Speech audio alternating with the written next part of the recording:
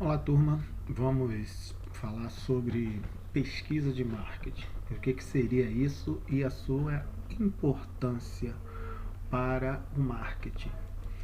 É muito importante que a gente conheça um mercado de consumidores ou de nossos clientes. Então, para que isso aconteça, é necessário que a gente faça algumas pesquisas de mercados.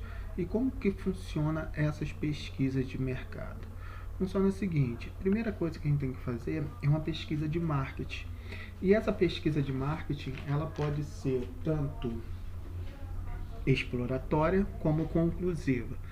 E a gente vai detalhar um pouquinho sobre o que é pesquisa, cada uma dessa pesquisa. Então, pesquisa exploratória é aquela que fornece conhecimento sobre um tema desconhecido. Ela vai gerar uma hipótese e utiliza fontes secundárias de estudos, né? Em caso de experiência, observação, usa livros, observações informais e assim sucessivamente. Você simplesmente ainda não tem nada levantado sobre aquele assunto e você começa a utilizar algumas fontes secundárias. Por exemplo, se você fosse estudar, se não tivesse o assunto para estudar os tubarões-baleia, por exemplo, você vai lá e começa a ir para o mar e começa a estudar sobre isso. O nosso caso eu gostaria de saber no marketing quantos consumidores utilizam um determinado produto, que você ainda não tem nenhum tipo de resposta para aquilo, nenhum tipo de informação. Você pode utilizar as fontes de estudo de casos, você começa a ver a experiência, observa e assim sucessivamente. Já a pesquisa conclusiva, ela possui um procedimento bem mais estruturado, aonde você começa a colocar questões, você tem hipóteses e objetivos são bem mais claros, você vai fazer um questionário, você vai abordar determinadas ações. Então você consegue concluir isso de uma maneira mais eficiente. Então essa pesquisa conclusiva, ela tem duas nomenclaturas. Ela pode ser a descritiva ou explicativa ou causal, que essa causal também pode ser de implementação. A gente vai falar um pouquinho. Então, a descritiva, ela provê dados sobre características de grupo, vai identificar as relações entre as variáveis sem interferir, né? Então, ela não pode, essa descritiva, ela não pode interferir no fenômeno observado. Ela não pode manipular isso, entendeu? Ela só precisa observar e ver como essa pesquisa pode ser evoluída.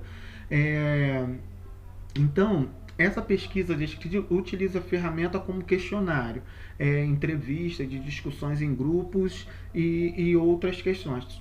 Quando a gente fala de discussões em grupos, a gente sempre tem um moderador no meio.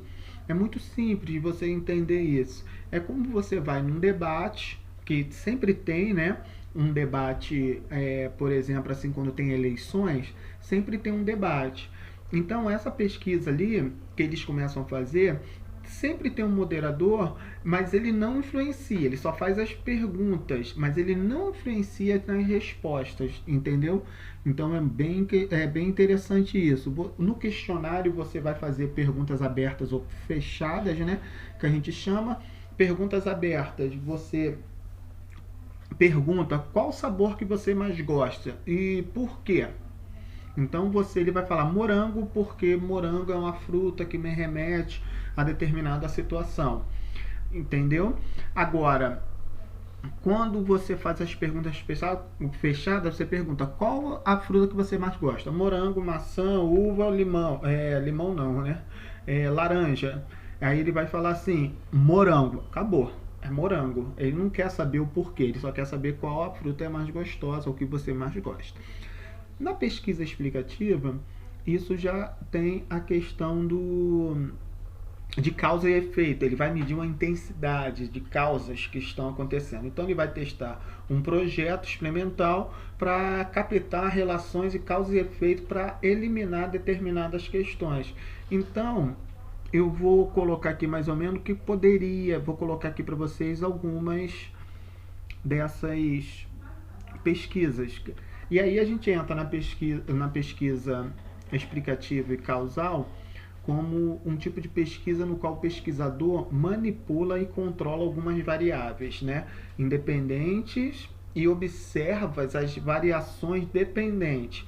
Então, ela fica em torno dessas duas variáveis. Então, o propósito de manipular isso é para você medir o experimento. Então, você vai dentro dessa experimentação, você coloca algo dentro do cenário. E esse cenário vai mudar de acordo com o que você está colocando. Por exemplo, quando você fala de você vai no mercado e quando você chega lá, você faz um churrasco. Aí você manipula com sal. Qual sal que é mais gostoso? Entendeu? Você coloca com um ou outro. Você está manipulando determinadas ações. Então, isso aconteceu comigo recentemente. Eu fui no mercado e lá tinha uma menina fazendo um churrasco. Mas, na verdade, ela queria vender um determinado sal temperado. Então, ela manipulou. Como que está essa carne? Poxa, muito boa. E com isso daqui? Então, ela teve uma variação. E eu falei assim, poxa, bem legal. Aí eu acabei comprando sal, porque eu gosto de churrasco. Então ela interferiu no meu paladar, né, como diz assim, mas com uma variante, que era o sal.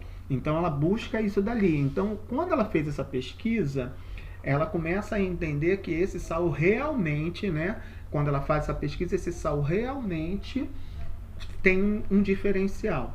Então, ela mede mesmo, tá? Quando a gente fala disso um pouco mais abrangente, você quer lançar um produto ou ver como que tá isso, você coloca algumas pessoas dentro de um cenário, dentro de um local fechado e começa a fazer experimentação para como vai acontecer determinadas trocas e como as pessoas ou aqueles teoricamente consumidores vão reagir a essa troca. Então, a gente fala de variável dependente, pode ser uma variável de natureza, de atitudes, emoções, comportamento, entendeu? Então, quando a gente fala de dependentes, a gente fala disso daí, emoções, escolha. Então, a gente coleta esses dados para verificar essas amostras totalmente aleatórias. E aí a gente consegue as características deles, por que eles mudaram, se isso é demográfico, se é outra característica. Então, a gente começa a fazer essa associação das variáveis dependentes com essas coletas de dados. Já a independente é o experimento com outros métodos, que vai garantir algo sequencial, pois garante que a variável dependente seja sempre mensurada através de um estímulo. Então, olha só, a dependente tem um estímulo, a independente ela é sequencial. Então, ela segue determinados padrões. Quando a gente fala de uma outra variável, a gente fala de uma unidade de teste e variável intrínsecas. O que é isso? A unidade de teste é o teste de mercado, que eu já comentei com vocês, de lançar um produto novo dentro de um cenário e quer saber qual o tamanho que esse produto pode atingir. Então você começa a fazer um teste com os mercados consumidores e com os seus revendedores, para ver como que eles vão manusear ou como eles vão fazer a compra desse produto. Vocês veem isso muito dentro de mercado, onde você está passando, o pessoal pergunta se você quer uma prova de determinado produto, entendeu? Então, por que eles fazem isso? Porque simplesmente o produto, os produtores desse novo produto acabam colocando isso dentro do mercado para saber como os consumidores irão reagir a esse teste, essa unidade de teste, tá?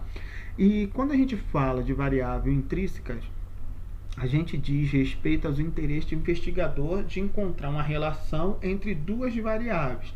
Então, sempre é preciso identificar essas duas variáveis e como elas irão fazer esse tipo de associação. Então, elas precisam colocar. Você coloca ali, como eu disse, um sal de um sabor e um outro sal. Um sal normal, que a gente conhece para churrasco, e um sal com tempero. E a partir disso você tem então essa variável, entendeu? Onde há duas variáveis que vai tratar uma conexão. é sal, mas você precisa só entender como que elas irão funcionar. Quando a gente fala de atribuição aleatórias de grupos, experimentais e de controle, a gente está falando de uma técnica totalmente de atribuir um assunto diferente ao tratamento. Ela tem a finalidade de atribuição aleatória. Então ela fica toda hora randomizando as atribuições pontuadas. Ela fica a todo momento colocando algumas ações que, dentro desse grupo, que vai se referir a um determinado tratamento de intensidade. Então a todo momento eu fico colocando dentro de um grupo uma característica aonde vai atingir a um determinado grupo ou membro daquela situação.